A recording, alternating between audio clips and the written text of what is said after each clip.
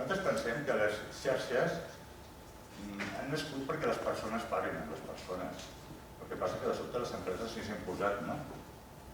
Jo quan obro una botiga al carrer, si la persona passa pel carrer, si entra, decideix que la meva proposta de valor li interessa, entra i ja està a casa teva. Però jo, si vull sortir a les xarxes, el que vull és entrar a casa teva. El que vull és que tu en rebis què tinc que vindre, què t'explico que pugui ser interessant per tu.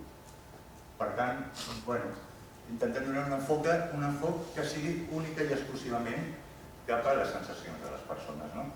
Que pugui, més que conèixer el nostre consumidor, que sigui un mitjà perquè el nostre consumidor ens conegui a nosaltres més enllà de la proposta de valor. Es venc una llauna de tomàquet o tinc una oferta de nassos en no sé què. No, perquè a casa meva també hi ha persones. Les persones parlen amb les persones. I aquí surt el concepte emoció, el concepte emocional, que no té que substituir a tot el que hem estat oferint fins ara amb la compra eficient, sinó que té que complementar-ho.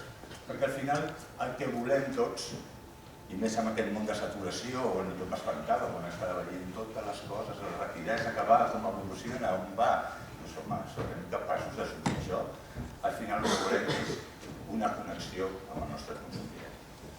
Perquè d'alguna manera pensem que l'única fidelitat que existeix és l'emocional. Per nosaltres diem que són moments de vida. Moments de vida de persones. El quadre del teu fill és molt més que un detergent. I és cert, anda com s'ho devia passar pintant. Però bueno, jo estic aquí, t'acompanyo, s'intrigues. Un altre podria ser aquest, un esmorzar en família és molt més que un paquet de cereals. Això són moments de vida, aquestes són les coses que ens queden. Nosaltres estem aquí.